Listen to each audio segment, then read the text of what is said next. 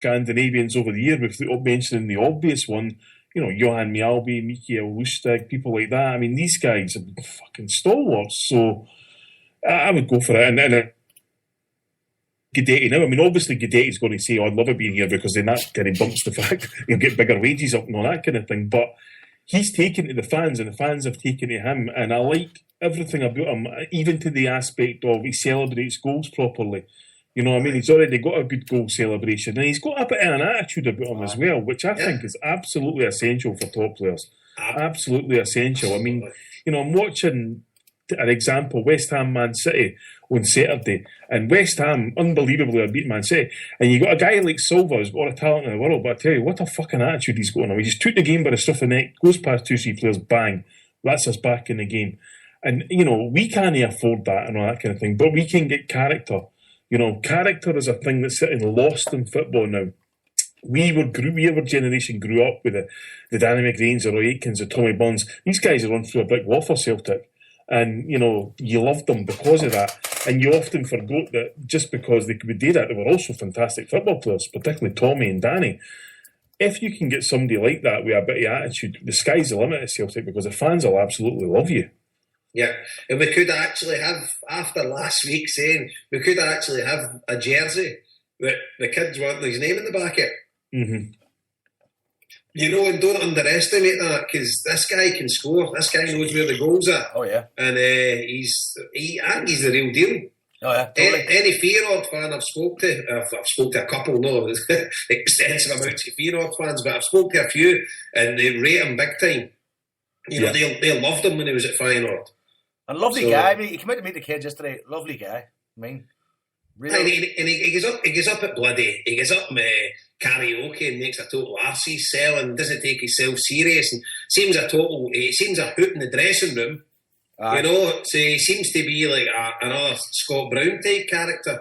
And you seen them after the game at Ross County, the big smiles on their faces coming off, and then that's, if you've got a togetherness there in the team, plus you're going the wee run in Europe, you're beating all in front of you in Scotland, and it could get the fans back, Yeah. Fingers crossed, because the attendance on Sunday was pretty worrying, it was I drove in, right, and I drove in an hour. I think I met you, Joe, about an hour before the game or whatever. Roughly. I parked up the car in that housing scheme at the back of the Rangers end, and I could get nearly up to the park. And usually, see, like an hour before the game, you're maybe toiling for a space there. There was just nobody there. It was the same. I was in central Glasgow until about 12:12. Went to get a taxi at Queen Street. Waited about 20 minutes on a taxi. And you're looking going, Christ, mate, it's 20 to 1 now, and they're not even fucking saying a taxi. Taxi comes, and we're still at the London roadside of Celtic Park for about 13 minutes before 1 o'clock. It was just straight round, no hassle, no traffic, nothing, straight in, no problem. And it is a concern to get people. There's so many issues, I think, that still people got to football matches now. I mean, the kick-off times, the prices, the weather, all these things. And what pisses me off is, you can talk about the team and all that, as you say, it's a byproduct. The kick-off time and the prices, and even to an extent with the weather, if you want to get into summer football, we can do something about that. And maybe it's about time we actually started doing something about it, because we have to attract people back to that football club, I think that was kind of how they trumpeted the Ronnie Dyler appointment, was to a style of football that will get people back to the football club. And it's something that we need to do, because when it's good and when it's full, there's no place in the world I'd rather be, Yeah, and it's who was it? Somebody asked me at the weekend. Someone asked me about what it was like going to Everton games and what their atmosphere was like. Obviously, that's who I compare it with, because I've been down quite a few times. And the atmosphere at Goodison is really, really good, and it's right close to the park. It's an old-style stadium. The fans are very, very passionate. They don't sing many songs at home and stuff like that, but they get right behind their team and the roar, see when they score and things like that. But see, if you've got 60,000 at Celtic Park, there's nothing compares to it. No. There's nothing in British football compares to it. Not at all. And I've been in all the big stadiums, I've been Old Trafford loads of times with Celtic. I've been at Anfield with Celtic, I've been Goodison are, I don't know, 100 games, whatever.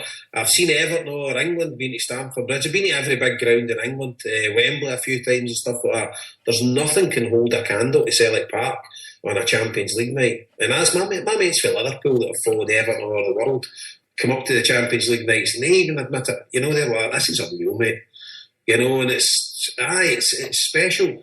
So I think Celtic's in a very important period of their history. Obviously, you're up against English Premiership, and many could say it's a thankless task. But if you give me that attitude, you're going to fail. I think we need to be proactive, and we need to produce a couple of rabbits out of the hat.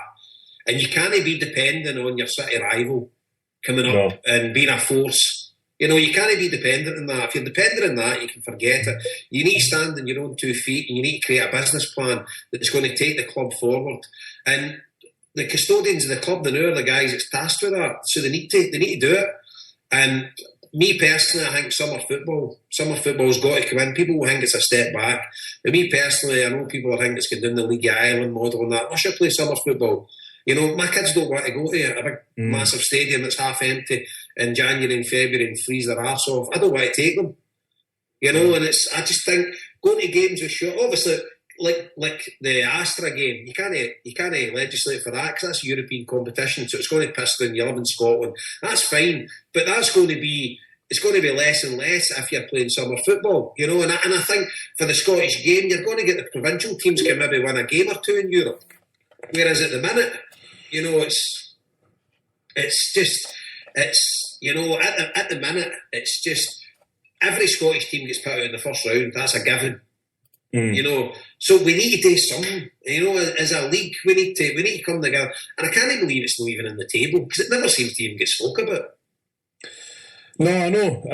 You're right about that. It's like we seem to just accept things no matter what happens in this game. And I mean, and you broaden it out to the fact that, you know, we've been talking about so many different things over so long, you know, whether it's youth academies, young players coming through, summer football, whatever you like, and nothing ever seems to change.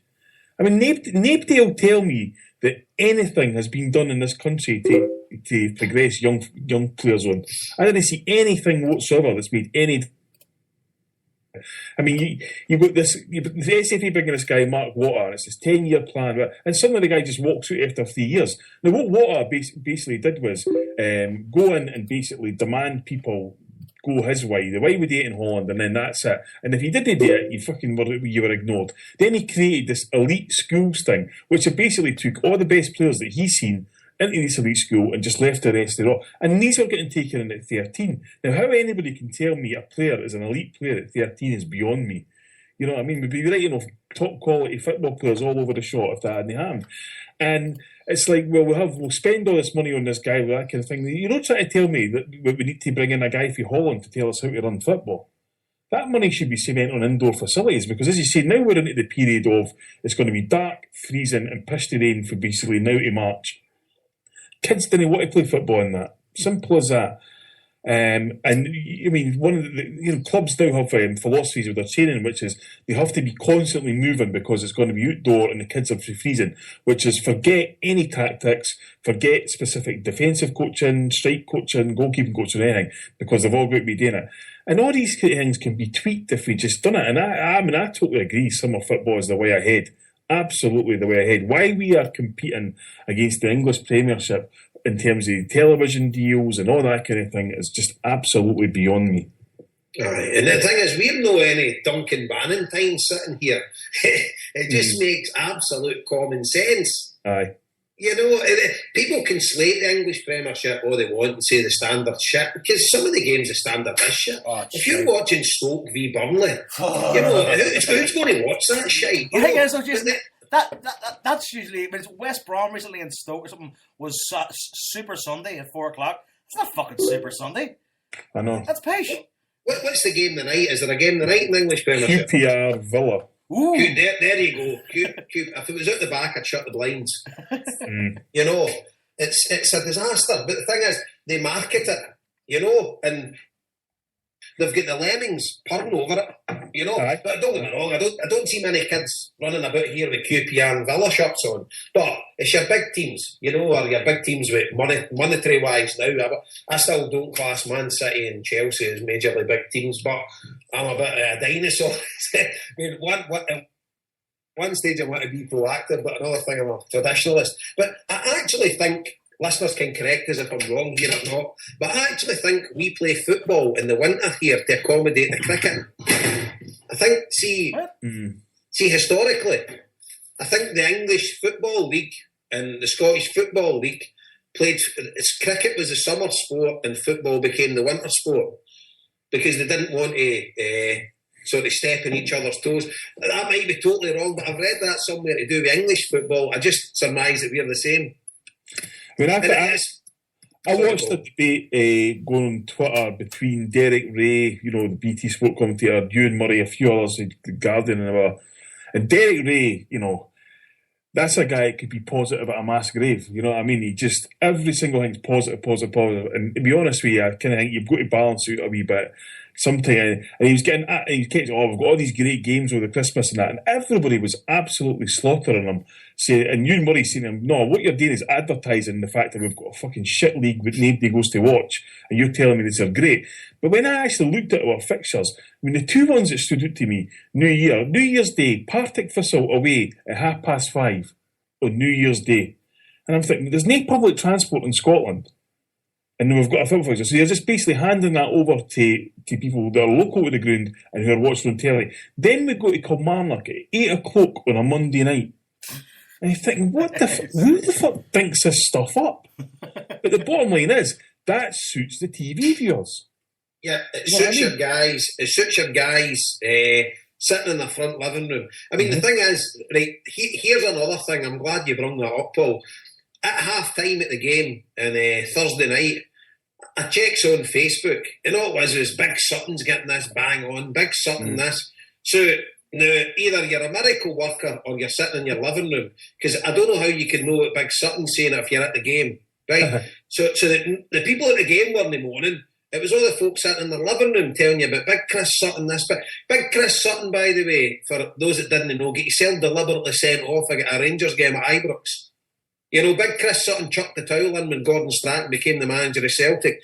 Big Chris Sutton was a great Celtic player, and I loved him watching him at Celtic. But that big guy get 30 grand, or circa 30 grand a week to play for Celtic. We're the guys that cost us thousands of pounds a season to follow Celtic. So I'm sorry, see Chris Sutton's opinion. It means as much to me as John Hartson's.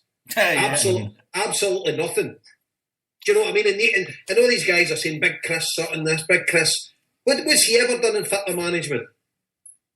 You know, absolutely nothing. Yeah. So I'm sorry, but these guys' opinions, they were heroes for me when they put, well, no heroes, but they were idols to me when they play for Celtic, when they wear that jersey. But it's actually the jersey I'm worshipping, not the person inside it. Well, it's like a classic. I was pissed right off. No, I agree. I mean, I've always said I'm not really interested in any opinion that's been paid for. That's the first thing, and I listen to supporters all day. Second thing is, and I was arguing this with Thursday night on Twitter, people saying, aye, but he's right, and all this kind of thing. Is you could get anybody listening to the show now to go and stand up and say, oh, this is shite, that's crap, and all that kind of thing.